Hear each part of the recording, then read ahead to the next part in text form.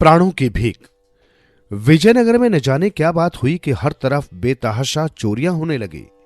यहां तक कि आम नागरिक के लिए सुरक्षित ढंग से खरीदारी भी सिरदर्द बन गई।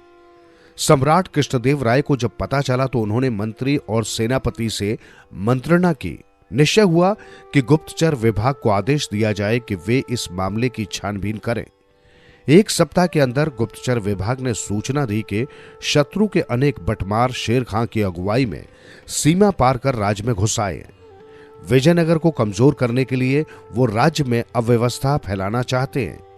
रिपोर्ट पढ़कर राजा चिंतित हो उठे। उन्होंने सेनापति को आदेश दिया, सेना की सशस्त्र टुकड़ियों को मुख्य मुख्य ठिकानों पर तैनात कर दो।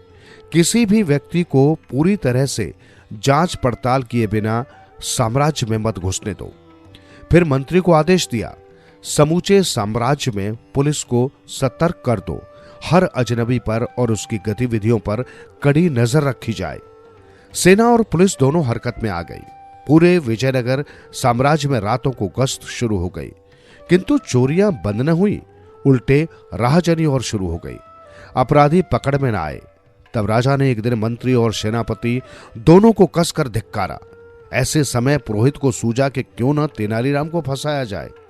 यही सोचकर उसने राजा को सुझाव दिया, अन्नदाता, जहां हम सब हारते हैं वहां तेनालीराम जीतता है। सम्राट ने पुरोहित का इशारा समझकर तेनालीराम से ही कुछ करने को कहा तो तेनालीराम उठकर हाथ जोड़कर बोला, आप आदेश दें अन्नदाता। मैं काली की कृपा से शेर खां तो क्या, उसके पूरे खानदान को बंदी बना आपके चरणों में डाल सकता हूं। इस पर राजा ने ऐलान किया, तेनालीराम, यदि तुम शेर खां को पकड़ सके तो तुम्हें राज्य का सर्वोच्च पद प्रदान किया जाएगा। तेनालीराम ने 1 महीने का समय मांगा और चला गया। आनंद फानन में यह बात पूरे विजयनगर में फैल गई कि तेनालीराम मां काली को प्रसन्न करके शेर खां को पकड़ने वाला है। खबर शेर खां ने भी सुनी।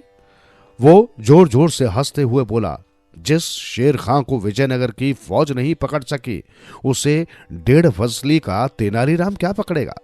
मैं आज ही उसकी मूंछ उखाड़ लूंगा। अपने 2 आदमी उसने नगर में ये देखने को भेजे कि तेनालीराम कर क्या रहा है, कहां है। दोनों बदमाशों ने खबर दी कि तेनालीराम छत पर मुंह तक चादर ताने सो रहा है। शेर खां ने कुछ सोचकर सन्यासी का भेष बनाया और एक हाथ में कमंडल तथा दूसरे में चिमटा ले तेनालीराम के घर जा आवाज लगाई, अलख निरंजन, बाबा को कुछ दे बच्चा, तेरा कल्याण होगा। अंदर से आवाज आई, ठहरो बाबा, मैं दरवाजा नहीं खोलूंगा। नगर में आजकल शेर खां आया हुआ है। मैंने उसे पकड़ने की कसम खाई है। कहीं ऐसा ना हो कि मुझे ही पकड़ ले, इसलिए खिड़की के रास्ते से भिक्षा ले लो।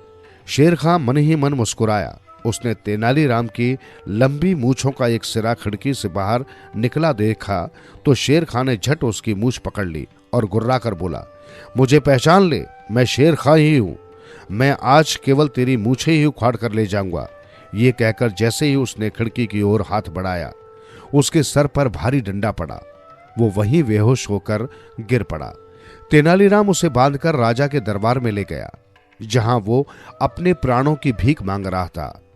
शेर खां को बंदी गृह भेजकर राजा ने तेनालीराम से कहा, तुम अब राज्य के सर्वोच्च पद के अधिकारी हो गए हो। तुमने शेर खां की कमजोरी मूछ उखाड़ने का सही लाभ उठाया है। कहकर राजा ने गर्व से दरबारियों की ओर देखा।